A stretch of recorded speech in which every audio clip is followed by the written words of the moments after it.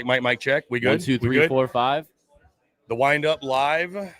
Make sure everything's good. Y'all let us know. Video good. Audio good. I think we're good. Test. Okay, cool. Yep, we are good. We are rocking. We are rolling.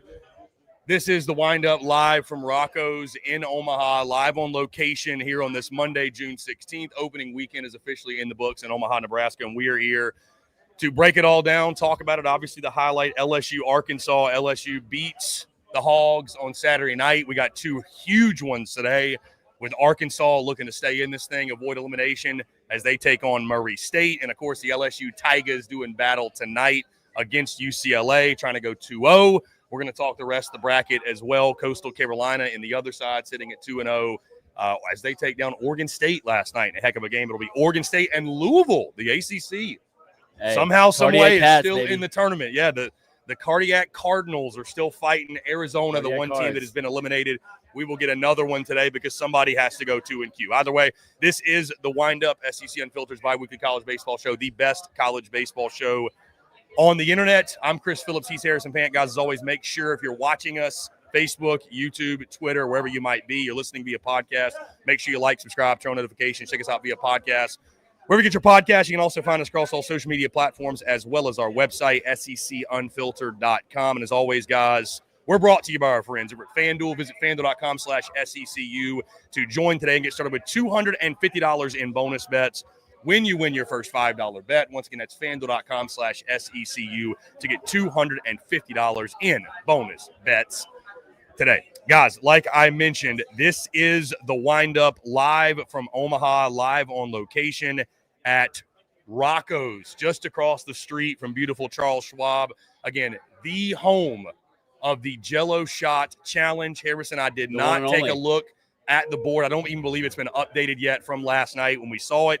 Didn't take a look when I walked in, but it's LSU, and it's LSU by a wide margin here at Rocco's, by the way, which surprises, I know, absolutely I don't think it updates no one. Noon exactly. Yeah, it doesn't update until a little bit later today. Our good friend Will Helmers, which I forgot to mention, will join the show a little bit later, about 30 or 35 minutes in. He's going to jump on, talk a little LSU, talk a little College World Series. He's essentially a big reason why the LSU Tigers are leading in the Jello Shot Challenge. Again, none of us are surprised, but it's been a really, really fun week, fun weekend. I do feel the need to start off and say, Harrison, this is a really special show for us for many reasons. Obviously, last week, Thursday, we were at Omaha Baseball Village. Shout out our friends again at Chinook Cedary USA Baseball. We appreciate them giving us the opportunity. This show here at Rocco's is special for a multitude of reasons. Number one, it is the home of the Jello Shot Challenge, which everyone is very familiar with at this point. It is also the home of one of the best establishments in Omaha and one of the go-to locations for the College World Series. And Harrison, the other reason, let's call it for what it is. There's a lot of people right now that not only did they not want this to happen, this show, us being here, they actively went out of their way to try to not make this happen.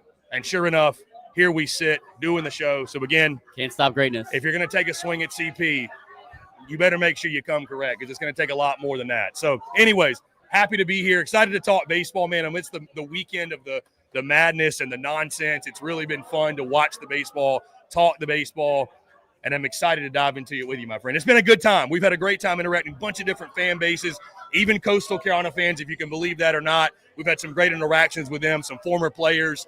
Again, obviously, contrary to popular belief, contrary to some belief out there, no, I was not involved in a brawl at Rocco's on Friday night. No, I have not been banned from this great establishment. We actually got a good laugh in it with the owners and the general manager of Rocco's this morning. So, Harrison, it's been a very fun and eventful weekend on and off the field. I'm just happy to be here with you. Yeah, just what an opportunity this is to do a live show here from Rocco's, the home of the Jello Shot Challenge. We look to our left here. We can see Charles Schwab Field from here. The Ferris wheel. Yeah. They're not letting fans in quite yet, as much as Arkansas fans would love to get in and pack it out like they did against LSU. But currently, the standings at Rocco's, look at them right now. The last update, in first place, LSU, 13,552. Second place, Murray State, 6,420. One-run racers. The one-run racers. Harrison's keeping them alive. Let's go, baby. Arkansas, third place, 5,583. Fourth place, the red-hot team that can't lose, Coastal Carolina, 4,024. 5th place, Arizona, who just got eliminated, went 0-2 here, 1,599. 6th place, Louisville, 6th place, Oregon State, 1,375. 7th place, Louisville, 1,315. 8th place, UCLA, 929. Haven't crushed that thousand benchmark yet, but the important one, LSU, sitting at over 13,000. I got a really weird feeling when we get the updated standings here in just a little bit, Harrison. It's probably going to be over 15,000. How about an Aggie in the house? By the way, we got a Texas A&M Aggie in the house. How are we feeling? Not you. How about the Aggies? Hey, got that June national championship. You want to come say hello to everybody, just really quick, just like for a second? Ignore his shirt and his hat. Hey, okay, that's it. That's enough. That's enough airtime. Get out of here. Get out of here. Okay, that's all I wanted. Our friend Jake McKeever, very popular Friday Night Spikes co-host, is here. All right, Harrison, that being said, let's talk some baseball. Let's dive into it. Opening weekend's been electric. We sit here on this Monday. LSU looking to go 2-0. Arkansas looking to avoid elimination. I want to talk about how did we get here. So let's go ahead and jump right to it. The game that our audience most cares about and that we care about, LSU, Arkansas, Saturday night. You and I obviously both in the building watching this game. I mean, first off, the atmosphere Saturday was like a college football atmosphere. Like I literally even said Friday night, I was like, you know, I'm not saying it's an LSU home game, but it felt like Ivar's in Baton Rouge on a Friday night, the night before a big football game. Then we get in the stadium Saturday. The tailgate's electric. We're blessed to get a Saturday night game for this, right? Too. Yeah, I mean, it would have been a Friday at prime time matchup, as it deserved, I would say. But we were fortunate. But you get in the stadium. It was a great atmosphere, great tailgating. Shout out to the Hog fans. Yeah. I did not see that coming. I mean, it was 60-40. At least 60-40. It was 60-40 Arkansas. The red, I think, pops a little bit more than the purple does, but the whole outfield felt like it was Arkansas. That place was painted. Shout out to Woo Pig for traveling. Woo Pig, their presence was felt for the LSU Tigers. They may not have won the game, but they did win the fan, I guess, capacity. That's what it felt like. But at the end of the day, again, great game. It delivers. Harrison 4-1, the final score. LSU gets the W. I mean, we talked about going in. I think one of the reasons you and I felt so good about LSU was, and at least for me, in that spot, Zach Root is very, very good. Very good. I trusted Cade Anderson just a little bit more. You love to talk floors and ceilings. I trusted him just a little bit more. Something in my gut was telling me in that spot. You know, LSU, while the lineup's not great, it's good, it's gritty, it's tough. They're going to make you work. I mean, Harrison, I think something neither of us saw coming. Zach Root gets knocked out in the second inning of that game. Only throws 38 pitches. A little bit of a chess move there by Dave Van Horn because Gabe Gackle comes in. It pays off, does his job. He was phenomenal. So you save arms. Zach Root, I think they win today. I think he could probably come back tomorrow. He could at least start Wednesday if they make it to that point. But bottom line, Harrison, LSU 4-1. They used that big 3-run second inning. And really, it was Cade Anderson shutting down one of the best lineups in college baseball. And then it was Chase Shores. And then it was Kason Evans. Bottom line is this, Harrison, we can talk about the offense, and you got to have the offense to get here. We know that. But it does feel like, right, great pitching wins this time of year. And, I mean, it's when you got Cade Anderson, Anthony Ianson, who we'll see today, great pitching is what stands out and prevails, and that's exactly what LSU got against Arkansas. Yeah, and going to the game, we all thought, this is going to be the Zach Root, Cade Anderson show. This is going to be kind of remnants. There was a lot of comparisons before the game and during the first inning of the game about, Rhett Lauder, Paul Skeens comparison, how incredible of a pitching matchup that was in 2023. That had this kind of feel to it going in. Zach Root obviously didn't have his best stuff. Like you said, I think just the confidence I had in the floor of Cade Anderson was a lot higher than Zach How Root. surprised were you that they pulled Root so early? Because it was like he wasn't pitching. He wasn't pitching terribly. He was laboring, but I felt like a pivotal moment in the game, and I said it did. Just kind of how the game was trending. He obviously didn't have it. It's like, hey, we go to our bullpen. We got guys in the bullpen. We got studs. We got Gabe Gackle in the bullpen. We can go to who is so much more comfortable in the bullpen. We talk about this all season long and how elite he looked, and it looked like the right move. And Dave Van Horn said during the game in the interview, said, I just didn't feel comfortable. The pitch count was that inning was already in the mid-20s. He just didn't have a good feel for it. Gackle's been a starter for us. He can go long. He has stuff that's really good, obviously. He's got out of a lot of big jam. He got us out of a big jam right there in that second inning when he went to the pin there. We just felt like the game was on the line right there, and you can win and lose a game as early as the second inning. He hit that nail on the head.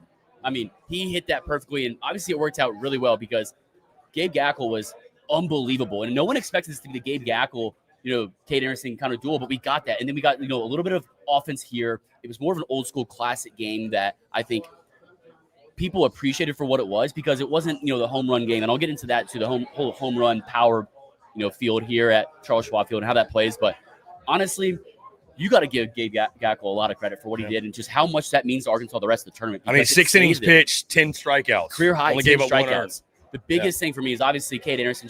I thought he did a really good job of executing his fastball all over the zone. He was using that elevated fastball there, but he was getting a lot of ride on that fastball down in the zone to catch the bottom of the zone. I think a lot of guys were just bailing on because they thought it was going to sink underneath the zone.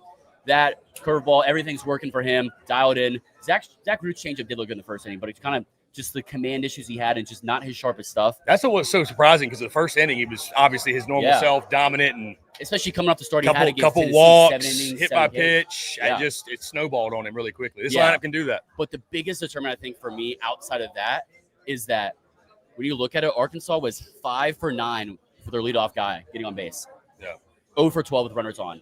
0 for 12. That's Cade Anderson shutting things down, not letting the inning, kind of extend, not letting any momentum build for Arkansas in doing so. And then Chase Shores, like you said, the electric stuff that he has. I mean, 6'8", 250 about is how much he weighs. And just as long as he is, it feels like he's releasing from so far, like down the mound, that it feels like it's probably got an extra 2 miles an hour perceived velocity, probably, 101, 103. And the stuff he has that plays, and talk about how dialed in he's felt recently in the past. He's had some walk issues, but he feels really dialed in right now. And then Casey Evans coming in and slamming the door shut. He said, next man up, I got this. Take care of business. And silence the crowd of Arkansas Razorbacks fans there and just getting the job done. And we talk about the confidence, like you said, with Cade Anderson and Zach Root, the confidence we had in just LSU in this game, this matchup. We know that LSU struggled a little bit more so, I think, against lefties than righties, and that was the worry with Zach Root. But I thought LSU's approach, for the most part, in the lineup was really good, especially the bottom part of the lineup, because when you look at it, a lot of production came from the bottom half. Stephen Milan, 2 for 4 in the 5-hole. He's been red hot, 6, 7, 8 hole all had a hit. No one of the top four guys went go over. Yeah.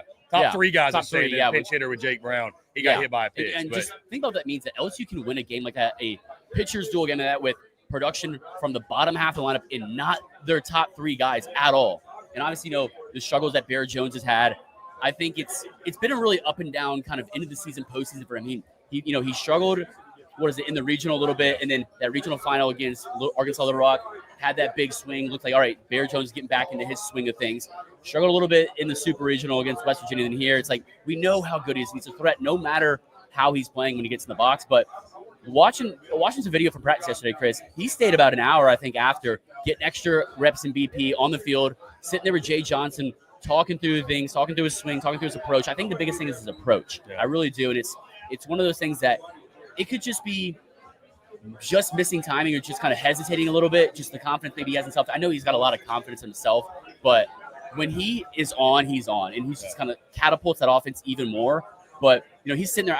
Jay Johnson looked like he was describing and breaking down his swing in some video I saw. He's kind of just maybe getting out in front and just pulling his shoulder out a little bit, getting, out of his routine of his swing and what makes him successful. And think about if and when he gets going, as talented, as deadly as a hitter in season lineup, how hard it's going to be to beat LSU. Yeah.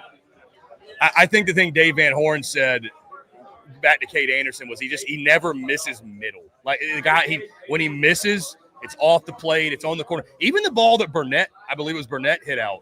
Yeah. That ball was like a 2-seamer running in. He just put a great swing on it. Yeah. It was a really good pitch. It wasn't a bad pitch. I'm sitting there watching Cade Anderson. Throughout the season, obviously, but this outing, he doesn't have the overwhelming fastball that's 97, 98. Right. It doesn't feel like he's not going to overpower you as that much with that. He really gives me some Greg Maddux, John Smoltz vibes a little bit. Like he's pinpoint on the black, up, down, in, out, just using the off speed very efficiently. I'm really impressed with just his style of pitching, because you talk about a lot of arms in the SEC and how deadly they are and how much firepower there is, not even in the bullpen, obviously, but just start rotation. You got guys throwing, 97, 100. Anderson just feels like he just relies on his stuff and pinpoint accuracy so much more. And it's why that he's able to be just kind of a surgeon in the strike zone. Yeah. And I think that's what's so impressive, too. Speaking on the LSU program, Nate Yeski, you look over the years, going back to Paul Skeens, even before that, these LSU pitchers, it's great stuff, but they really pitch. These guys really, really pitch. Like you mentioned, they are surgical on the mound. You mentioned that video. I did want to go to the Bear Jones video. Harrison, we've all been there, where you're seeing ghosts a little bit. you're fighting it internally. You're fighting that, you're fighting those battles mentally. And I think that's where Bear Jones is right now. We all know about the ability. That video, shout out John Eads, our buddy that covers LSU there in Baton Rouge, got the video. It was really cool. It was really cool seeing, Jay Johnson's kind of trying to get him out of that rut. And all it takes is one, and we saw it in the Supers, and God forbid if they get Bear Jones going. That lineup, you mentioned the bottom half, what they've done, guys are heating up. It's Money Milam time. Monster Milam's been incredible. And Mission playing shortstop, too. Yeah. The versatility he has Milam's been great at short. He's been great at short. He's had a lot of experience. He talked on SEC Network about it. He wants to help the team however he can. He's got some experience, growing up playing a lot of shortstop in his career and just saying, hey, I'm willing to help the team however I can. I want to play. I can play short. I can do this. He can do it at such an elite level in the SEC and here in the College World Series. Nate Yeske, a quote from that stood out, said about Case Evans, just his composure, his competitiveness, and his ability to execute pitches is what's gotten him through innings and why he's so successful in that spot and just such a lethal guy that talk about versatility. We've seen Anthony Ianson come out of the bullpen in Hoover, right? No one expected that. And Jay Johnson, just the mastermind that he has, pitching a short start for Cade Anderson there and a short kind of long inning relief for Anthony Ianson. Give him the flexibility in the regionals, obviously. Casey Evans can do that exactly just as well because we've seen him start and go really long in starts and be successful starting too. And now he can close out a game and come out of the bullpen. The versatility that I think Jay Johnson and Nate Yeske have with LSU's pitching staff is so important and such a lethal component of why they're so hard to beat and so successful. Yeah, it's one of those things. It was a night where everything worked for LSU. All the right buttons were pushed.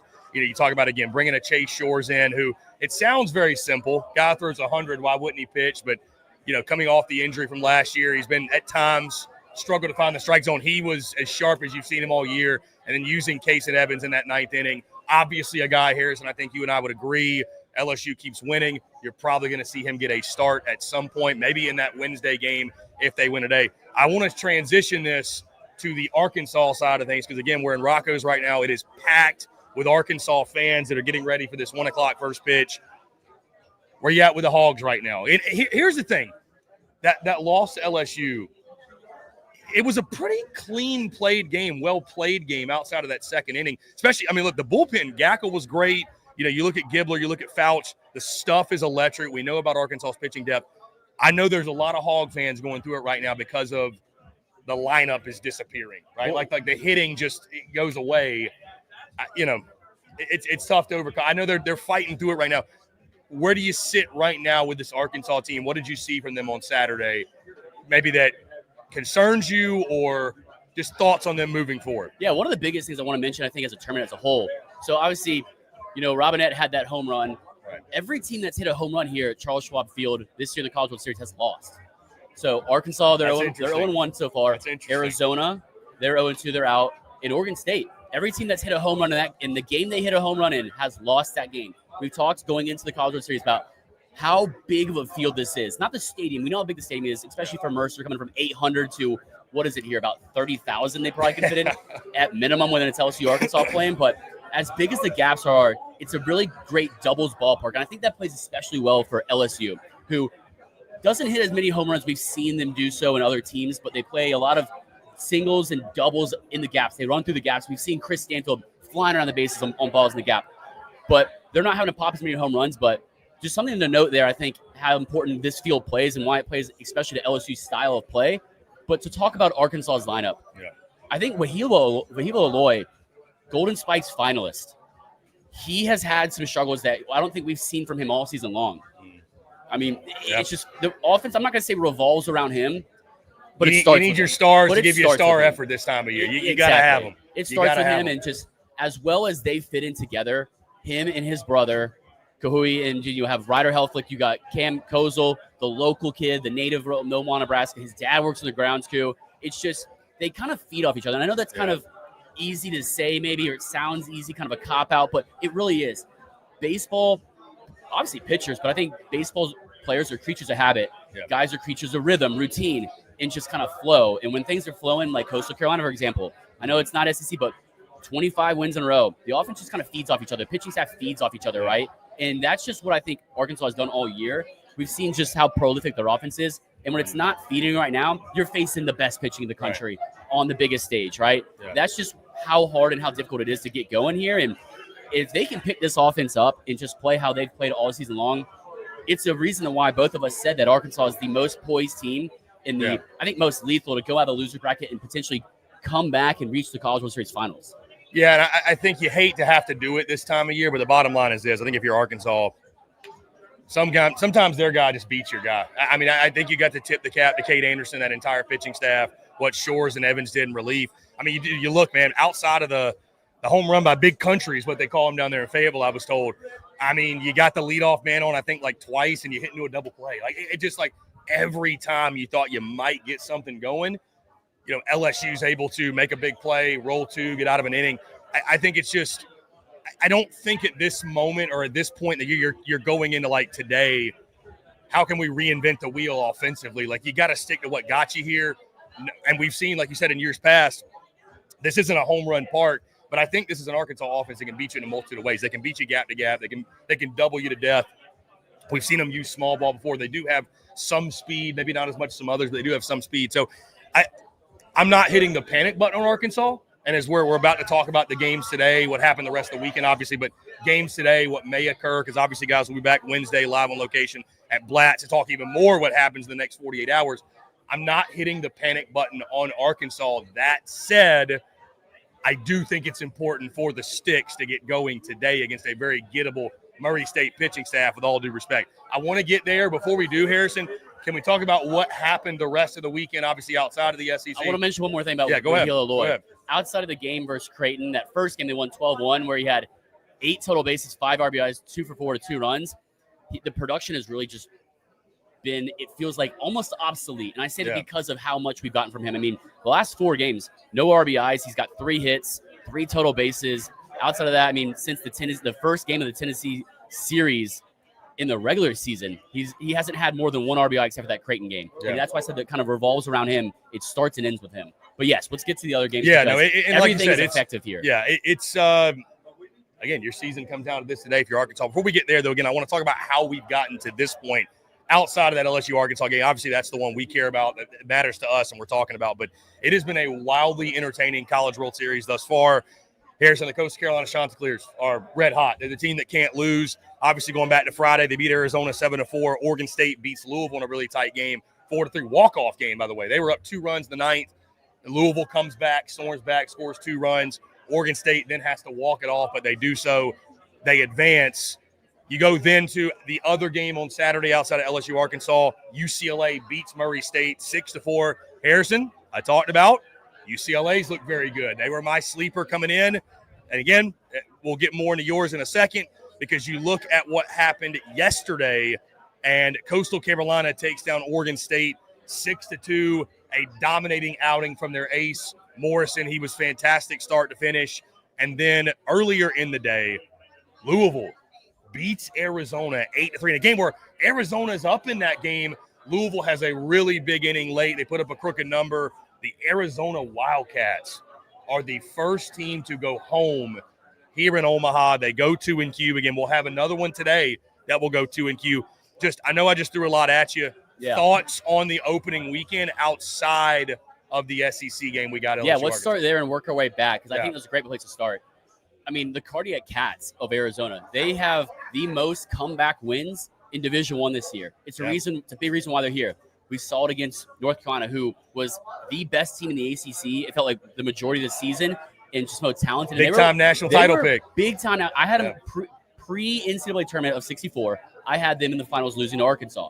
You got to make a pick. That's what it was. Right. I think just the talent, the ceiling that they had on the floor. I mean, they go down 18-2 in that game 1 region. They lose on the road. They come back and win 2 huge close ball games. Just tough. I mean, just a gritty, tough win from a Dan McDonald-led club who – Dan McDonald, one of the best coaches in college baseball, one of the greatest leaders, I think, of a team in college baseball. Obviously, he's done a phenomenal job. I've covered college games with him on it. Just love talking to him and hearing how he leads his team. The Cardiac Cards overcame the Cardiac Cats. You can tag that Helen right there. But it was on the backs of Eddie King Jr., who's the biggest piece of their offense and just relentless and never being out of the fight, which is so important here. I will say I was very surprised to see Arizona go 2-Q. I did not think that was my long shot. I mean, listen, they beat, again, like you said, North Carolina, who's a team that I don't think, if you still today asked anyone, name me the top 8 teams in college baseball, North Carolina is on that list. So, like, I don't think Arizona was even, and you kind of talked me into it, wasn't a bad pick, but give a lot of credit to Louisville. I hate to give credit to the ACC. I'm not going to lie, but no, you got to give a lot of credit to them, man. Louisville, that big comeback late, that was impressive. Yeah, I like the way that they stayed in the game, honestly, in the way that, they just never felt they're out of the fight, and Dan McDonald just pushing the right buttons, things happen at the right time, taking legendary advantage of coach, opportunities. Man. He's a legendary coach. Now, go back to the other screen. Let's backtrack. I want to go to the other first game, the UCLA Murray State game. Just kind of bouncing up and down around the brackets. UCLA, I think I was most impressed. First off, they have 12 guys in the bullpen that have had 17 or more appearances. 12 pitchers who've had 17 or more appearances. Obviously, the majority coming from their bullpen, but they just kind of one inning, death punches, it feels like. Yeah. But it really just felt like death by 1,000 singles is what it was. Just taking advantage of singles there and just kind of turning over the lineup, pass the next guy, which I said is what Arkansas needs to do to be successful. UCLA did that, holding down a Murray State offense who's just been lethal this entire season and postseason specifically. So just getting the nod there, and Missouri going to have to fight their way out of the Murray State going to have to fight their way out of the losers bracket, and have the offense to do that. Just can they get enough pitching staff to do that? And it's going to ride on the backs of Jonathan Hogart, Dustin Mercer, and Carson Gardner. Just their three most catalyst guys in the lineup. And these guys had 6 hits in that game. I know, and it's just tough. And yeah. I think the biggest thing Dustin Mercer said, which really stuck out at me, just as 6 of the 9 hits they had. Tournament theme. Yeah, the production runs through those guys. He said, I'm hanging the cleats up and the jersey up in 2 weeks, no matter what. Yeah. I'm here smiling, enjoying the game, just loving playing with my brothers and just trusting them. And just, I thought that was so cool to hear. And just the program that Dan Skirker's built and just continues to build at Murray State. But UCLA, kind of like you said, a sleeper team. That was your long shot team. No one was really talking about them. Definitely no one's talking about them in the Jello Shot Challenge. I promise you that. But no, nonetheless, going back over to the bracket one, let's go to Coastal in that game 1 against Arizona. I was really surprised that I said they have a 3-headed dragon of starters, right? They have James Morrison, you got Riley Fluke, and who is the other guy? Drawing a blank. Riley Eckhoff and Cameron Fluke. Excuse me. I said Cameron Eckhoff. Riley Eckhoff was going to be the guy that pitches in game 1, I think, just because he didn't pitch in the Super Regional because they went 2 and sweep at Auburn. Sorry to remind you. And I thought he looked really good, but they did what Kevin Stallman did is he went a short start there, 4 innings. He looked really good, and then goes to Cameron Fluke, their second starter out of the bullpen.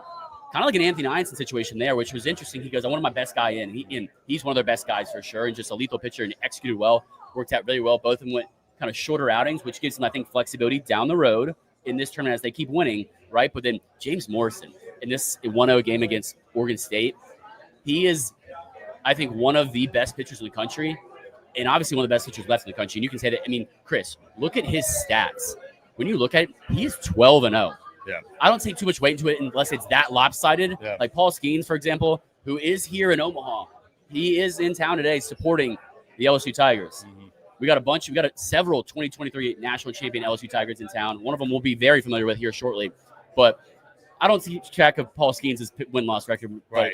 When he's on the mound, you're going to get a really good ball game and opportunity to win. James Morrison, same way. 7 2/3, 5 hits, 1 earned, 7 Ks, no walks. As dominant as he is, I mean, him and Paul Skeens are the only 2 pitchers in the last 5 seasons to go 6 or more innings and have that many strikeouts. Yeah. I mean, just as lethal as he is. And I said Coastal has such a deep pitching staff that I love how they are in the postseason. But just Oregon State's offense, to shut that offense down, as we've seen them do this postseason, was it over 50 runs in the regional? Yeah. They had 20 runs in one game. So I was really impressed with that. It was a very good ball game. I loved watching that ball game as someone that didn't have any, stake in the game. A lot of these games, obviously, but to do what they did, and it's Cameron Bodine at the top of the order, just their catcher.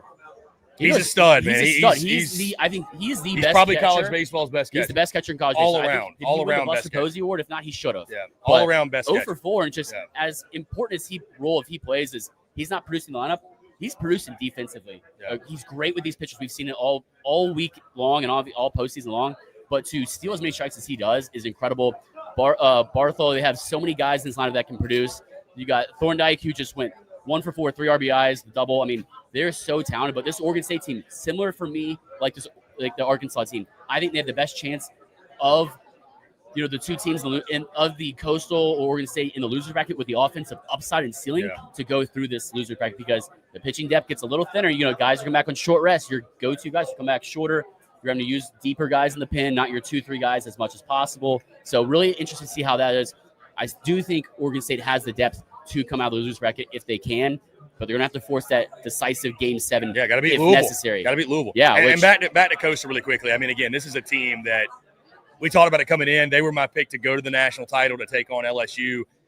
I mean, dude, this Coastal team is just when you're hot, man. And I think you wonder, can they really keep it up? But they're only one win away. They're only one win away from the title. But I do agree with you.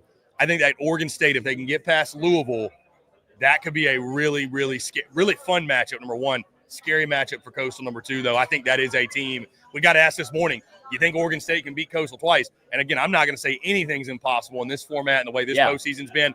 But like you mentioned, I think the big question for Coastal is beyond that three-headed monster, that three-headed dragon you alluded to. Can the pitching depth hold up? And so I think if Oregon State, especially, if they can get back to facing Coastal, beat them that first matchup, I think the Beavers will probably be rolling in with a lot of confidence in that winner take all. But again, you got to get there first. Coastal's the team that can't lose. They're the team that cannot lose. And I think in the way that they're going to have to do that is they're going to have to score and produce runs with 2 outs, something that they didn't do against Coastal here in this 1-0 game. They had 0 2-out RBIs. Coastal Carolina, of their 6 runs, 4 runs were on 2-out RBIs hits. Just think. It's simple. That's how the you biggest win storyline I think for Coastal outside the three-headed games. dragon and pitching. It's just the 2-out production of the plate that they got. And it's just so important, I think. Something to note for them. Keep track of that going forward. But like I said, this Oregon State offense is lethal. Yeah. I mean, you got Trent Caraway. You got guys lined up A.V. Arquette. You have such a talented lineup that I think no one can really get. Gavin Turley, had the home run, obviously. Yeah. Big bat in the lineup. You got Wilson Weber, their catcher. You got Peterson. I mean, they have depth in the lineup too. So don't get that wrong. It's just depth that I don't think people know about as much. Like Reeder, Craig in the bottom third of the lineup there. Don't sleep on them. It's just going to be, can the pitching give them enough opportunity to stay in a game so the offense can produce, right? For me, that's going to be the biggest thing. And I think, like I said, my pre-Omaha bracket, I think that Oregon State, I had them losing this game and then going through the loser bracket, forcing that decisive, if necessary, game. And I had them coming out on top. But the way Coastal's playing, you can't. I don't think you can doubt the Coastal Carolina Chanticleers right here. Did you see Kevin Schnall in his post-game presser? I did not see the whole thing. It's Chanticleers, not Chanticleers. Chanticleers. Put some respect on the Chants. Put some respect on the Coastal Carolina Chanticleers because they are a 25-game win streak right now. There have been 2 popes before the time that Coastal Carolina has lost a game previously. They have not lost a game under new Pope Leo. They last lost was April 25th. So there have been 2 popes. Come a long way since April 25th. There have been 2 popes since Coastal Carolina last lost a baseball game. Just saying. And again, I want to echo this too, that there was a lot made coming into Omaha about my interactions with Coastal folks. They've all been positive. It's been great, especially here at Rocco's. Former players. Former players. Got to talk to them, share some stories. And, Murray State's basketball team is here. Haven't seen John Morant yet, but. Yeah, a lot of the stars are out and about. That bingo bus is in attendance. Shout out that bingo bus. The hospitality. Our guy Butch, Daily Joy, Helmers, who's about to come up here. So Helmers his whole can. And then the cat dragged in some other guys over here that, just hanging out. No, anyways. All right, let's talk about the games today. We talked a lot about how we got here. Today's massive. This show is huge because, again, we're sitting – we're probably not even 100 yards from Charles Schwab. I think we're probably about 40 yards. I could hit a lob wedge over there pretty easily. I could throw a football righty over there, and I'm left-handed by the glove. Indeed. Huge day today, though. Exciting show today because a huge day today. We knew, Harrison – of the LSU-Arkansas game, we knew one of these teams is going to be in the winner's bracket. One of them was going to be in the loser's bracket. They both go today. You've got Arkansas taking on Murray State here in just over an hour. LSU gets UCLA tonight. Obviously, that's a huge one because you want to be 2-0, set yourself up, kind of like what Coastal's done. Let's talk first Arkansas-Murray State. That is the game at 1 o'clock. Harrison, your feelings, where are you at with the Hogs? I'll go ahead and just say it. I do feel really confident. I expect Dave Van Horn's club to bounce back. It's always darkest before the dawn. I know Arkansas fans are reeling right now. I was hanging out with some of our buddies up there in the press box and around the stadium, and they were absolutely going through it. I mean, it's down in the dumps and dejected as you can get. I am fully expecting this Arkansas team to bounce back. You and I were talking this morning and last night. Is it a failed season if they were to lose to Murray State? I don't think any season where you get to Omaha should be considered a failed season. That's really strong. But Harrison, you know as well as I do, there will just be this emptiness, this despondence, this feeling of we're never going to get it done. If you can't even get to 1-1, beat a Murray State team that, Harrison, The one-run racers are a great story. Getting a 4 seed in Omaha, great story. There is nobody on God's green planet Earth going to tell you that Murray State's a more talented baseball team than Arkansas and should beat Arkansas today. So, but that's the pedigree of college baseball. It is. But I am expecting Arkansas to bounce back in the right way. Gage Woods on the bump. I do think the offense comes alive.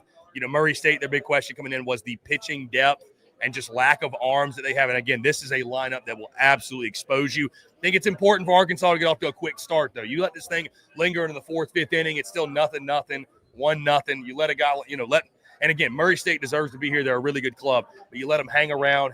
You kind of want to put them out of it early and make them have to come get you instead of being neck and neck with them. So I do expect them to bounce back the right way, but I think it's a scary spot anytime your season's on the line. The biggest thing is, I think, and I'm not saying it's 100% guaranteed, but it is the most crucial thing I think for this game is first 1 to 5 runs. First 1 to 5 runs, because teams that score 5 runs or more. You feel like Murray State's going to swing it. But teams that score 5 runs or more so far in this College World Series are 3-0 this year in 128-24. Just saying. So that's how important it is. Offense got to come alive. Obviously, you got to score to win, but when you scored 5 so far here this season in college in Charles Schwab Field, 3-0. So that's important, I think. And it's just getting off to a hot start, like you said. It's just getting in a routine and rhythm throughout the game, not just the guys pregame, all the routines. It's a game of confidence, man. Get the ball rolling the right way. It's a game of flow. Yeah. It's a game of flow. It's about ups and downs of players getting hot, cold. The games can be hot, cold too, right? Think about hot start for Arkansas that first inning against LSU, cold second inning where LSU got hot and just couldn't level the playing field back out there after. I mean, it could be one swing. It could be one swing. It could be one error. We saw it with Oregon State earlier. I mean, it could be one error that changes the momentum. Everything is a momentum shift here. You cannot count out the one-run racers. Murray State, they're here for a reason. This isn't a fluke. Yes, I'm going to say this. Arkansas is the more talented team on both sides of the ball than Murray State. But it doesn't mean Murray State can't win. I mean, we didn't think Murray State was the most talented team in that regional, but I did say they're the most talented 4 seed, the best 4 seed regional in the postseason tournament. And they've proven that to get here. But Arkansas needs to go there and get hot and just get ahead early and let the pitching do their thing. Yeah. As talented as they are and the guys in the bullpen, that's the biggest thing for me I'm looking for Arkansas. And Murray State, swinging it, putting pressure on Arkansas early with the bats. Well, and you mentioned pressure because, again, I mean, obviously there's pressure to win. Nobody wants to go home. But, again, for Murray State, you're kind of playing with house money. Arkansas's got all the pressure in the world because, again, you don't win it all. It's going to suck either way. But to go 2-Q, Harrison, to go 2-Q with this club that coaches have told us this is Dave Van Horn's best team, and you go 2-Q in Omaha? I mean, that's going to be a long season. It's not like you're losing, for example, it's not like you're losing to, a team more so like Arizona, for example, who's 0-2, and then Murray State. You're losing to your first game to LSU, who's maybe the best team left. And that one hurts because you can't get over that hump. You've lost to them so many times in the postseason. And if you want to come back and make it the finals, you got to beat LSU twice now. Twice. But you at least want that crack at it. Absolutely. I think everyone wants to get that crack at it. College baseball wants to see that again. I mean, now they don't want to see it again. I want to see it again. They don't want to see it again. But I want to see it again. Selfishly, we want to see it again. I that's what college baseball needs it. But Chris, talk about how important this game is for obviously extending their season here. The 1-0 games have been so important too because it's been over 80% that the team that goes 2-0 reaches the finals. Over 80%. How important that is. I mean, we get that tonight. LSU, UCLA. LSU, UCLA. Yeah. Going to be a fun one. Anthony Iance on the bump for LSU. The kid for UCLA, whose name honestly escapes me in the moment, comes in with over 71 innings pitched. Very experienced guy. I think ERA just south of 5. But Harrison, I told you, this is a UCLA team, and I took them plus 2.5 tonight, believe it or not. I still think LSU is going to win. I think this is going to be a much closer game than people are expecting because I think this UCLA team is a little bit better than people realize coming in. Really well-balanced team, I think. Again, you look at what they did to Murray State. Quality win, 6-4 for them. But I will say, going back to the LSU side, my friend, you got Anthony Iance on the bump. It starts there for LSU. Obviously, I think offensively you'd like to see some things happen. Bear Jones especially get out of his rut. But, man. Did you sprinkle on the over-under for this game? I didn't. If I did, I'd take the under. This might be one to look at the under because they got a guy. UCLA. I did go over in Arkansas Murray State. I did go over in that game. And I like that. I like that because I think both offenses are going to swing it. Obviously, I think Murray State has to swing it to come back and win. Go back to that one. Prediction for you, Arkansas Murray State. Who wins? I'm big on Arkansas. I think they win comfortably? I'm not going to say comfortably. I think it's going to be like a 2-run game. I'm going to go 7-5, 6-4. I'm going to go 6-4. They get to that 5 runs. Yeah, I'm going to go 6-4. 6-4. Arkansas gets the dub. Okay. But speaking of UCLA, I think it's going to be an under for this game probably. Let's say it's probably about 9.5, 8.5. I still could probably go under just with, I think, the pitching staff that UCLA has with Landon Stump going on the mound. He is their second best starter, I'm going to say, with a 4.54 ERA and 17 starts, 73 innings. The biggest thing for me, Chris, 73 to 30 innings, only 62 strikeouts. He's not a strikeout guy. Yeah. None of these UCLA starters are strikeout guys. Talk about the powering dominance of the SEC starting pitching. This guy, he is a ground ball pitcher. Lets the defense work from, get a lot of outs. I think it's going to help his pitch count too, probably, and keep him in the game longer if he can continue to produce like that.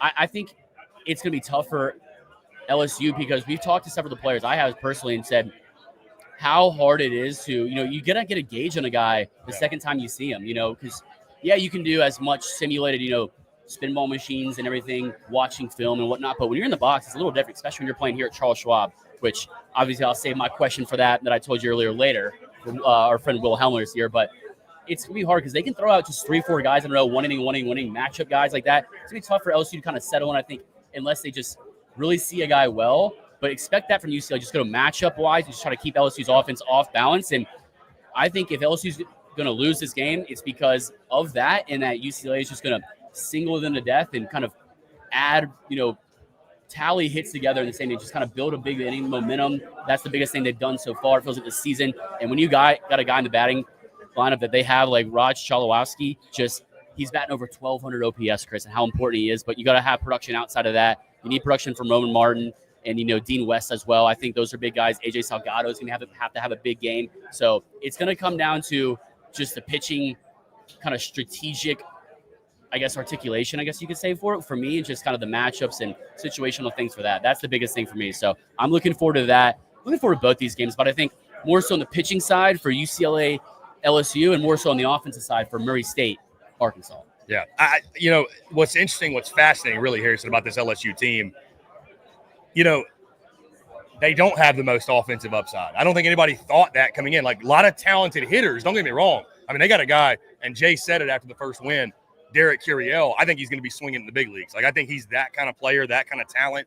And, we've seen Luis Hernandez pop off at times. We've seen Bear Jones pop off. We've seen, Monster Milam's getting hot, obviously.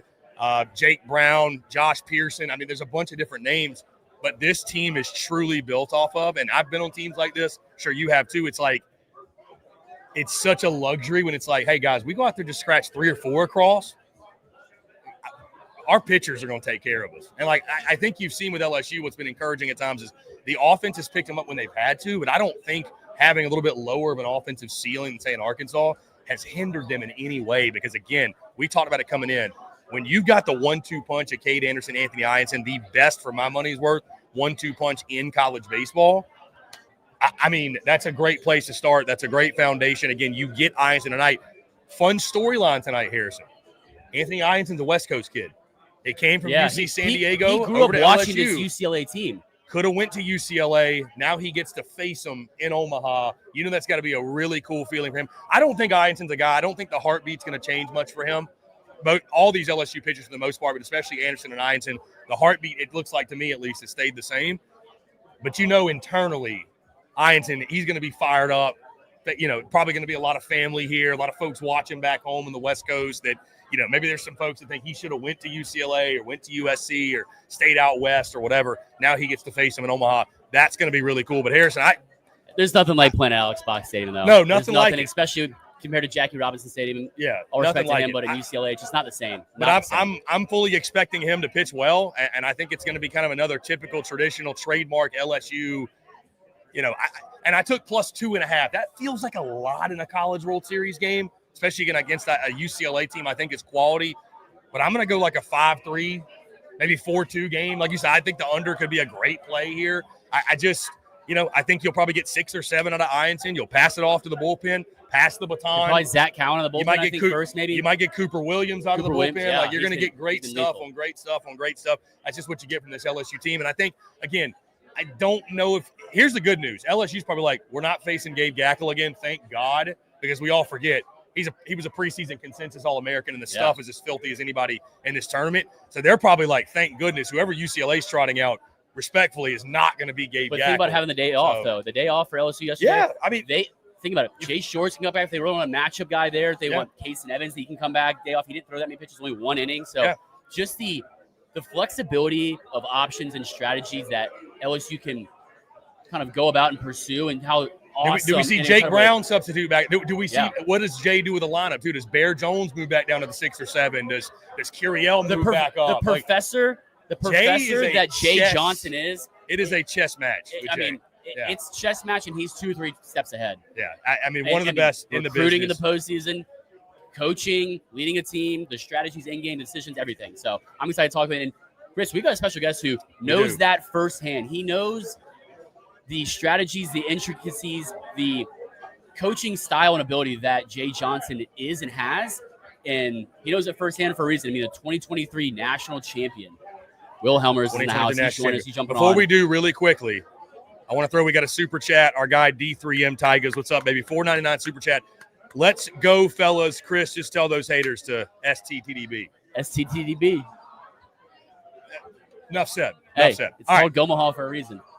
Will, we're going to get Will Helmers on. We're going to swap Harrison and Will out. In return, you get the first question. So, Will, you get in the seat. You get out of here. Can I hold my beer? You can, of course. And I'm going to pop in a rally pillow while you jump on. Harrison, go ahead. We're, again, 2023 national champion Will Helmers, 2021 to 2024 in Baton Rouge, correct? Correct. Pitch for the LSU Tigers.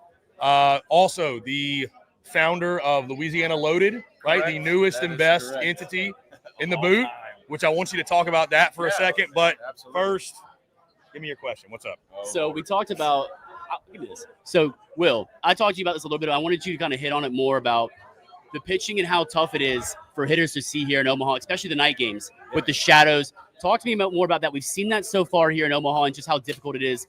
You watch the umpire view on if you're watching on TV and just the shadows, and it's like super bright and then dark, and it gets on you really fast, especially guys throwing 95, 100. Talk to me more about that and just from your experience. I mean, look, when you get guys that are throwing 95, 102, which is pretty much on every SEC team, on every big team that's here, somebody's got somebody like that. And so when you add that to the shadows, that are here in Omaha, which was great for me, great for all of our pitchers and stuff, but at certain times of the day, it frustrated our hitters, to the max. And so when all that comes into play, it tends to turn into a pitching battle a lot of the times, for teams. And I think we kind of saw that, you've seen that a few times throughout the, this week.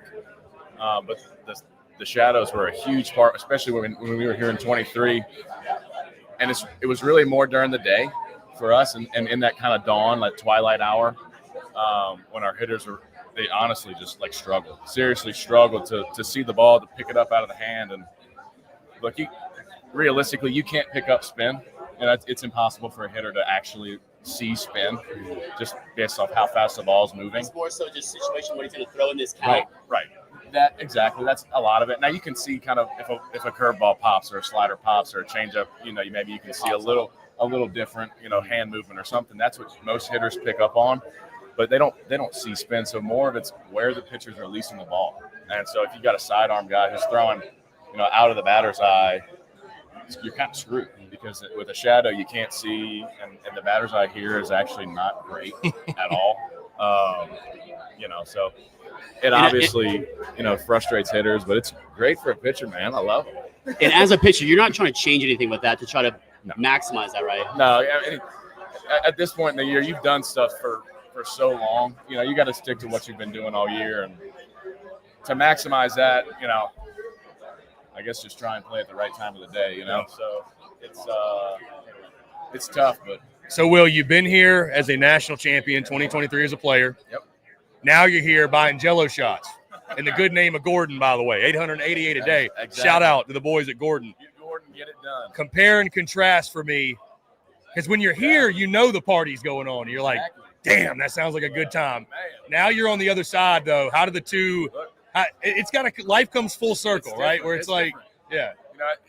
We're in there playing 2 years ago, and obviously, the party's going on, and things are happening. You want me to speak a little closer into that? You're good. I'm just the aesthetics. No. You're good. You know the party's going on as a player, and you don't really have a chance to do it, right? Until that final night when you make it happen, and all that tie it up. Yeah. And obviously, like you can't. We came here to compete. And 2 years ago, we came here to compete, came here to win, and we did. And so it's a little different when you're in there, knowing the party's going on, knowing all the fans are out there. Obviously, it's a good time, but we were here to win. Yeah. But now coming back and looking at it, as a fan, really, I'm just a fan. Obviously, I have a lot of ties to LSU baseball and play with a lot of guys. It's hard watching it through the net, man. Yeah. It is. It's been hard all season for me, not being a part of a team, not being able to compete. But, man, I love buying Jello shots and hyping everybody up in here. I love, it's energetic and it rocks here, man. Omaha's Will Helmers, a huge reason why LSU's got such a substantial lead in the Jello Shot Challenge. Yes, that is without indeed. a doubt. We've been passing them out, taking them, been having a good time. Many will be consumed today, I'm sure. Will, on the baseball side of things, again, you play in Alex Box Stadium. I got my first Alex Box Stadium experience this season. It was the Tennessee series. That Bear Jones 1:17 a.m. walk-off was my first ever game at Alex Box. But even before then, you knew it's arguably the best atmosphere environment in college baseball. You play in front of an electric atmosphere all weekend. How did that prepare you and the guys? Because I'm sure many on that 23 team came here, had never been here. And it's, as intense as Alex Box is, going from playing in front of 10 to 12,000 to like 25,000. That's even. There's a different probably level of butterflies and that hit you. That heart's pounding. You're throbbing in that jugular, all that kind of stuff. Right. But I'll say that the SEC really prepares you for it. Playing at Arkansas, playing at Ole Miss on a Friday night, and playing in the box all season with the best fan bases in the country as an SEC player. Yeah. Because then you go from all those SEC schools playing, the weekend and the night games, and the lights are shining, lights are bright. Then you go to Hoover, and mini Omaha. Exactly. It's Omaha of the South, and this is Alex Box of the North. All those different, taglines and stuff. But it really does work wonders. And there's a reason why SEC teams perform better here, in my opinion. They're used to that pressure. They're used to that, that stress. They're used to the environment, people yelling at them, people chirping at them, talking shit, all that kind of stuff it's good, man. It's good for, being able to be in a crappy situation on the mound or be in a sticky situation in the box or in a tight game.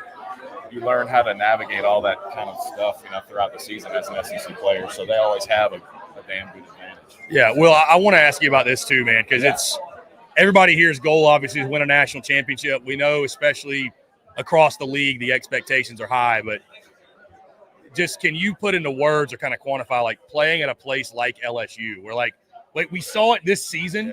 I think Jay Johnson got fired like 5 or 6 times on Twitter this year. But it's just the fan base. I said this. 2.0. I said, Les Miles, the whole deal. I saw it on, and I said it this season in a complimentary kind of funny way. But I said LSU's probably got the most antsy fan base in the SEC. But as a player, I'm sure you got to be wired the right way. But you love the expectations, you love the standard, and you guys obviously, and these guys, you embrace that, right? I mean, the expect. It's like we're supposed to get here. We're supposed to win. It's a program that's been to Omaha essentially 50% of the time over the last 40 years, which I don't know if people really get how insane that is. How many Division I teams are there? Over 300, right, and 8 get to make it. So as a player, though, you guys, I mean, y'all know the expectations are high, right?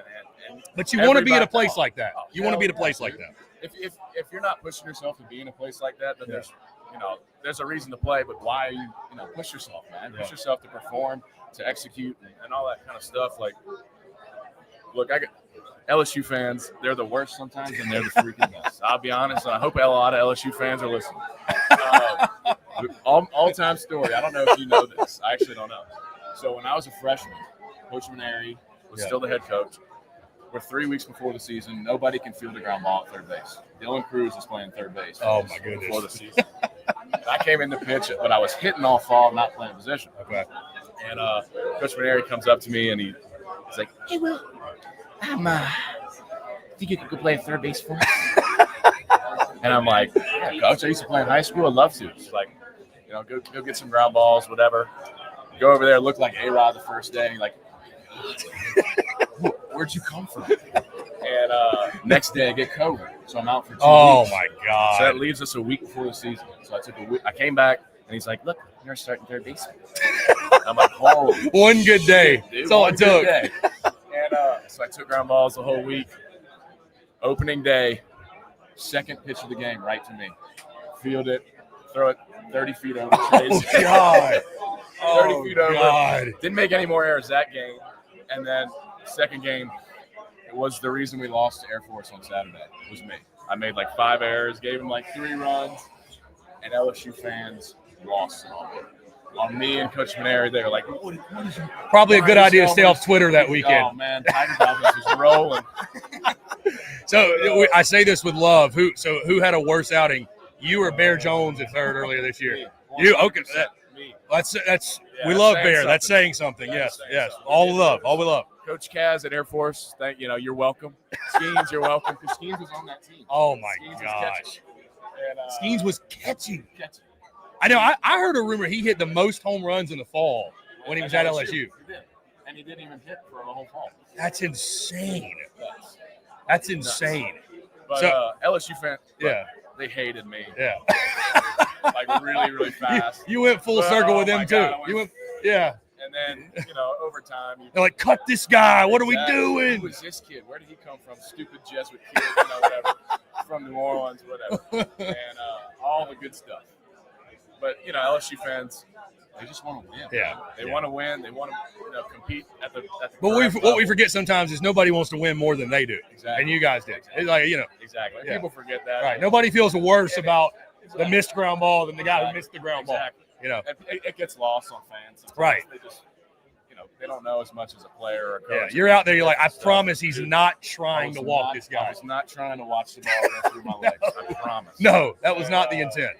That's just part of being a fan. Like, dude, I've hated players so many times before. Whatever it is, Saints players, or Yeah. LSU football, all of it.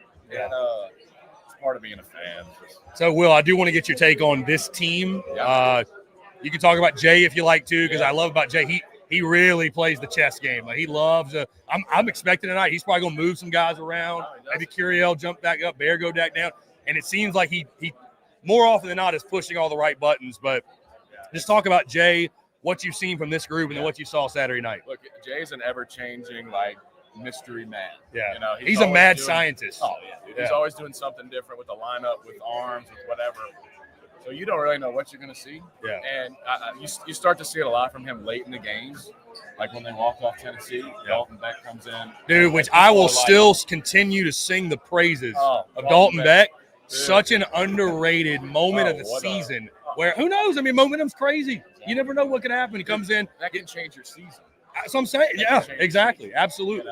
And so something like that where he's bringing in lefties, bringing in righties on the mound and at the bat and at plate, whatever. Yeah. He's always moving something around, Yeah. whether it's 1 through 9 or throughout the game, to put that specific player in the best position to succeed and the team to win. And so that's what Jay's always been great about. Yeah. The 4 years or the 3 years that I played for him, he was always great about it. Just he's going to put you in a position to win. Yeah. And, with all the coaches that they have, the best, coaching staff in the country, Josh Jordan, Chief, all those different guys, they're just elite level coaches and personable to players and all that kind of stuff. And I've seen it with this team a lot. I've gotten to know them pretty well. They ask me to cook a lot for them when they're doing stuff, having parties or whatever. Yeah. So we've cooked crawfish and pastilla and different stuff. Woo, my mouth's watering now. But this team, I've seen them really come together throughout the season. It's just, you can really see it in the dugout too. If a fan really watches, they're close, tight-knit group of kids. And it's as a fan and as somebody like me, that's just awesome to see. It's just when you want your team to go far, that's what you need. Because at this point, this is the top 7 teams in the country right now, and they all got a chance to win realistically because they're the top of the top and they've earned their way here. Yeah. But when you pitching and hitting, it all matters, and walking guys, hitting home runs, that's all great. But when you got a good chemistry with the team, you can bounce back from a loss a lot better, especially in a tournament like this. LSU's done it all season. They've had tough losses. So have all these other teams, but LSU, they're such a tight-knit group. And they bounce back, too, from not just a bad game or loss, but a bad inning, a bad pitch. Exactly. You see that every time. It's a resilient team. I see that a lot, honestly, with Ianson. Yeah. That dude's gotten in some sticky shit all year long, but always manages a way out of it. He's great at that. Helps when you got the stuff he does. Oh, dude. Oh, my God. Yeah, I mean, you were a pitcher. Talk about this staff. That one, I mean, dude, I came in. 1-2 punch. It's just, it's hard to beat, man. It's hard to beat. You saw it on Saturday night. Oh, my God. I mean, that's just, in this tournament, that's what you need. Pitching wins. You got to have it. Pitching, especially here, such a big part. Pitching plays. Yeah. It's like you're playing in the Grand Canyon. Like, dude, it's you poke one out of here, you really got it. You got it. Like the one that was hit off a cade. Ball was mashed. Yeah. And it wasn't like it went 500. That was a turbo rocket. Right. And so pitching here matters, and LSU's got it. You know what I love seeing is Chase Shores. Chase Shores throwing like that and being able to throw in front of 24,317 people that's a huge, huge point for this team to win. And that's a guy I feel like it's kind of peaking at the right time? He's emerging at the right time. There. Exactly. Yeah. And he's struggled this season. Yeah. Like there's no doubt coming off the injury. Yeah. There's no doubt he struggled, but at some point 100 is going to play, right? I mean, 100 plays apparently. Some point. I wouldn't know, but it's that plays, and when he can locate and pitch under pressure, pitch in tough situations, and punch out the side, all that stuff. That dude's got it. He's a big leaguer. Yeah. He's got the big league frame, all of it. So that coming together along with Ianson, Anderson, Rizzi, Mason Evans, Cowan can get Cooper back. Williams coming on. Dude. Oh, yes. Dude, I'm not going to lie. Last weekend I was like, who is this guy? And I'm like, oh, okay. Dude, I've gotten to know him pretty well. Super quiet kid. Nicest kid you'll ever meet in your life. Like, just a super dude. And just, like, goes out there like he's trying to kill somebody. But you would never know. Silent assassin. Silent freaking assassin. Yeah. And he's a killer, man. He competes. He wins. And he pounds his own. Yeah. And that's what, like. It's invaluable. Dude, invaluable. And that's what I don't know how many walks he's had. He's probably had like 2 all season or something, And so pounding the zone is crucial, and he executes his pitches. And he's another lefty that they got in play to be a lefty specialist. Or I haven't looked at UCLA, but lefty righty matchup kind of stuff. I don't know. It's just he's a good guy to have there, and their whole staff. Yeah, I think interesting tonight too. Anthony Ianson, the West Coast kid, going against a team that I'm sure was and Jay too. That's another thing. Like tonight, like Jay knows how these dudes play. Yeah, he tries to do it. Yeah, he tried to do it. And he's had to adjust his style a little bit with the players that he has. Like it's not as much of we're not running a lot, we're not bunting a lot, but these teams do. Yeah, they just do. Yeah. It's a West Coast type mentality, West Coast type of ball. Like it's just. It's a different type, but these guys know how they operate. Yeah. And so it's a huge upswing for the Tigers. Yeah. It's awesome. We obviously talked a lot of LSU. Will, your thoughts on the rest of the field? I mean, obviously, I think we could see this LSU-Arkansas game again.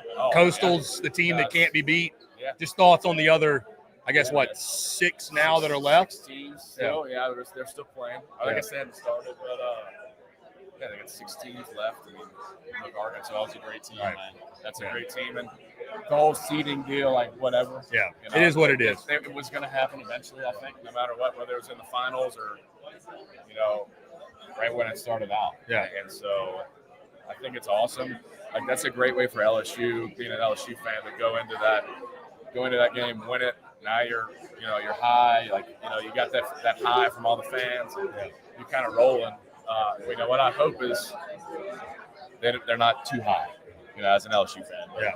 Because that, we just beat, like, we needed to beat them. Now we can kind of even keel, keep the heartbeat, same rate. You can't do that. And I know they won't. They're not going to play like that. Jay won't let them. But all the other teams in this thing. Look, man, this is Omaha. Literally, you've seen it over the years from 2009 to 2024. Anything can happen. Whether it's Murray State, the freaking racers, dude. I love it. They're challenging me in the Jello shot. And they put up a good fight, I love it. Yeah, I love it. They got a good team, dude. They can rate. Yeah. They deserve to be here just as much as anybody else. They've earned it. They've executed all season long. There's a good team. UCLA, great team. I'm excited for the game. They got a great dude on the mound. I think the guy that they're going to start. Over 7 innings pitched. I think he's got an ERA just under 5. He's been pretty good for them. He's good, it's going to be a pair of great games today. Obviously, Arkansas, Murray State, LSU, UCLA in the nightcap. Will, before we get you out of here, we got over 1,100 people tuned in live. Talk about Louisiana Loaded. This obviously we want to see it pop off. You guys are doing a lot of fun stuff. The content is you're cut from the same cloth. I feel like we are. You talk ball, but it's a lot of fun. You guys chop it up, have a good time. Yeah, we're loving it. So Gordon McKernan, who's a local Baton Rouge injury attorney, came to me, at the end of last year. I was, trying to get into something new, and we kind of came up with the idea of look, Louisiana is one of the coolest states around. I grew up there. Gordon's from there. Everybody loves it when they come. It's full of food, culture, hunting, fishing, eating, drinking, and just the most amazing people. So we kind of figured let's create something where we can showcase that. And through him and I, obviously Gordon funds it, and it's awesome. Gordon's a badass dude, an awesome lawyer. Great. He set me up here with Louisiana Loaded with him. So we're doing 888 shots every day. That's Gordon's number, 888-8888. If you get in a wreck, get Gordon, get it done. You're welcome, Gordon. So we're doing that every day. LSU's in the tournament. So LSU fans, come get your shots from me, of all people. I'm gonna hype up the crowd, get it rolling. But man, we're doing all kinds of fun stuff. I'm hunting, fishing, eating everywhere in Louisiana, up here, traveling, having fun, man. So that's what it's all about. It's having a good time. Will Helmers, 2023 national champion. Will, one last thing. 2 questions. Number 1, are we going to get a Will Helmers pregame speech at some point, for the team? My second question, can we get a Will Helmers pregame speech right now? Give us a little quick snippet, something. A little snippet, something for the boys. You want the most famous one? He's doing it better than me. Let's go. Give me something for tonight. I will. I'm hoping they'll let me in there in the championship, man. For those that I'm sure all of you watching know, but this is the man when it comes to the hype man. This is the hype man. Infamous LSU hype man of all time, I will say. I'll give you the most famous one right now. All right. Or a snippet of it. I can't go. Yeah. You got a shirt I can rip? No, I'm just kidding. I'll do that when I give out the shots. Yeah, fair enough. All right, that works. Let's see. I'm trying to think, man. I've done this one. People have probably heard this one a million times, but hey, fate and you me day. Run on your live, at least for a while. And dying in your beds many years from now, would you be willing to trade all the days from this day till then for one chance, just one chance, to come back here and tell our enemies they may take our lives, but they'll never take our freedom. Rip the shirt, go nuts, have people slap you. Yes. That is the most famous one. It has never failed. It is That's one you got to keep in the holster. I've only used it 4 times, twice in Omaha, up here 2 years ago. But once this year, when that Tennessee Thriller, I did it for them before the game for the team this year. And look, man, I'm hoping they let me in on that Saturday. All right, well, now I'm ready to run through a brick wall. So, I think we all are at this point. Yeah, we all are. Will, goosebumps. I am too, man. This was a pleasure. I really appreciate it. Again, you're the best. Louisiana Loaded. Check them out. Doing great work all over social media, right? Do it. Everywhere you find your social media content, you can find Louisiana Loaded. And we'll be doing some content with these guys, collabing very soon, man. Again, I appreciate you, Will. You're the man. Anytime. Yeah, you're the man. Gordon. So, Will Helmers. Very nice. On his way out. Here, I got you. Will Helmers on his way out, knocking over the mic. No big deal. We're going to get Harrison back on to close it out. Pop that baby back in real quick. Will Helmers, again, 2023 national champion. We appreciate Will. Louisiana Loaded. Really good stuff. Check them out. Great time, great stuff. Harrison, let's put a pin in this thing really quickly. Again, we have 2 great games today. Arkansas, Murray State, LSU, UCLA. We'll be back on Wednesday, obviously. We're going to break down all the action over the next 48 hours. So hopefully, again, we're talking about the Hogs winning 2 in a row, LSU winning today, getting that LSU-Arkansas rematch on Wednesday, which will be a really fun day for us again at Blatt's. Just, again, literally about 80 yards away, talking about that one, breaking down the action. And somebody that day, maybe, could go to Thursday, but maybe will be punching their ticket to a national championship series. My friend, I'm just excited to be here with you, and I appreciate you. Your closing thoughts as we put a pin in it. And we got some Jell-O shots to take, so we're going to call it shortly. But just thoughts on what we've got awaiting us. Yeah, it's been an unbelievable experience here in Omaha. Obviously, this is our second time after last season. But just last year, just kind of flying to the seat of our pants, it felt like. And now we were bright-eyed and just kind of drinking water out of fire hose. Drinking water out of fire hose, absorbing everything like a sponge. And now kind of a little bit more playing this year. Just the live shows, Omaha Baseball Village with the Golden Spikes trophy with Chinook. Unbelievable. Doing this here at Rocco's, live in Rocco's. Dude, we're doing a show at Rocco's right now. Watching people take Jell-O shots and drinking before noon. I mean, it's been an unbelievable experience. You know, the show at Blatt is going to be awesome, too. We got to go to the zoo yesterday. We went to Old Rosenblatt Stadium, now a football stadium, just how cool that was. We've been to Stadium View, saw Piv, and just don't ask him to do a zoo review, though. I don't know the grade on the zoo. It's the #1 zoo in America. I didn't vote that, but it apparently is the #1 zoo in America. I hear San Diego. I didn't vote for you. Yeah, I don't have a vote like that. But no, it just, like I said, going into the College World Series, just what makes this what it is the fan experience, and just the fan base is coming together, the city coming truly alive. You know, the locals deciding, a lot of them rooting and taking Jell-O shots for Murray State, it seems like. So super cool experience meeting the fans, meeting people, interacting, just hearing stories, how many College World Series people have been to, what it's like, how far they traveled from. Just that on top of great baseball we've gotten the entire time, it feels like so far, and great baseball to come and a national champion to crown. It's going to be electric, man. Again, this has been incredible. It's the people all throughout the season. We said this. It's true with this event. The baseball is phenomenal. It's elite. We love it. The people are really what make the SEC and SEC baseball special, and even these other teams, mid-majors, the old Pac-12, the ACC. Murray State's traveled well. The Big 12, Murray State's traveled great. All these teams have. Again, it's been an electric experience thus far. I'm just happy to be doing it with you, my friend. And again, we're here at Rocco's. I mean, my goodness, we're grateful for it.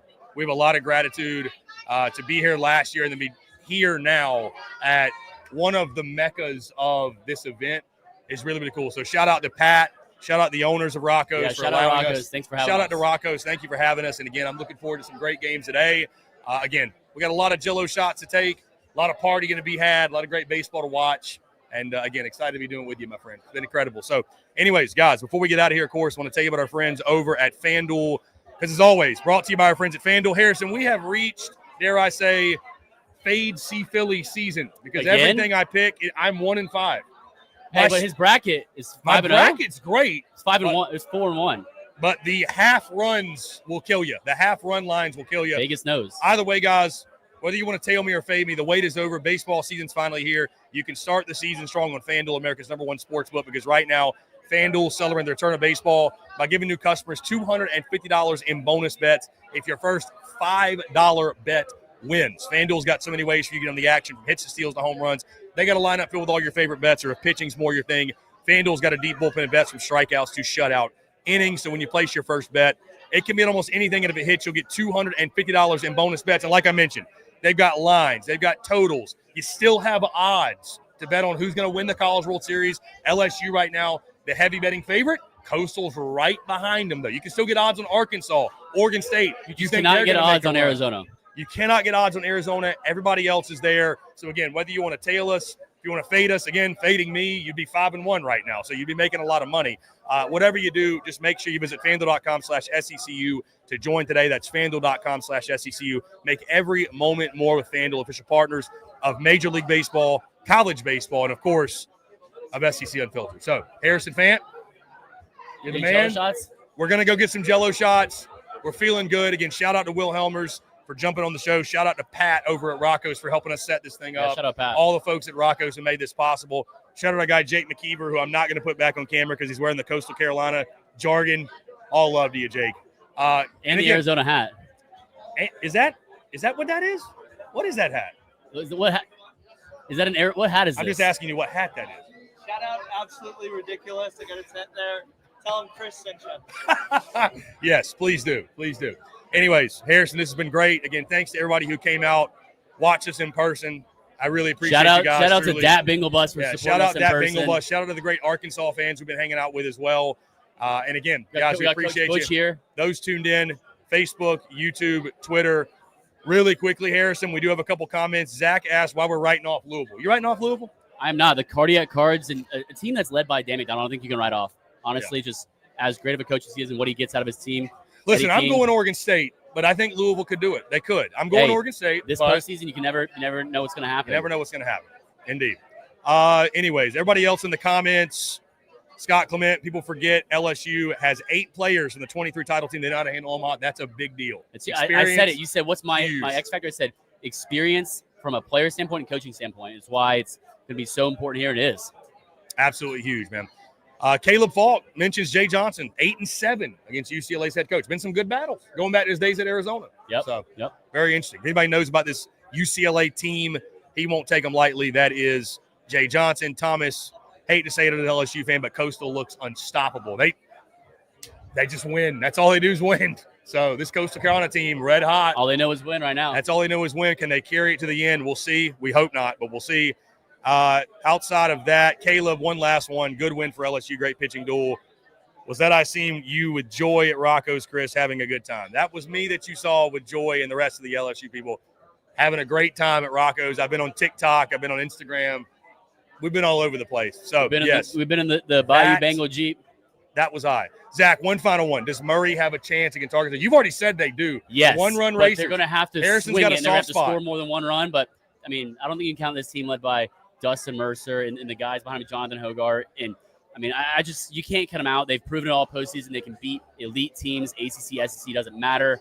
Can't count out the one-run racers racing their way here to Omaha and hoping to extend their stay here. So they got a tough one today, though. The Hogs. They're going to have to outswing them. I think that's the biggest thing. Going to have to outswing them. Gage Wood in game 1, Anthony Ianson in game 2 for LSU. Going to be a lot of fun. Again, guys, appreciate all those that came out, watched us live, been hanging out, interacting.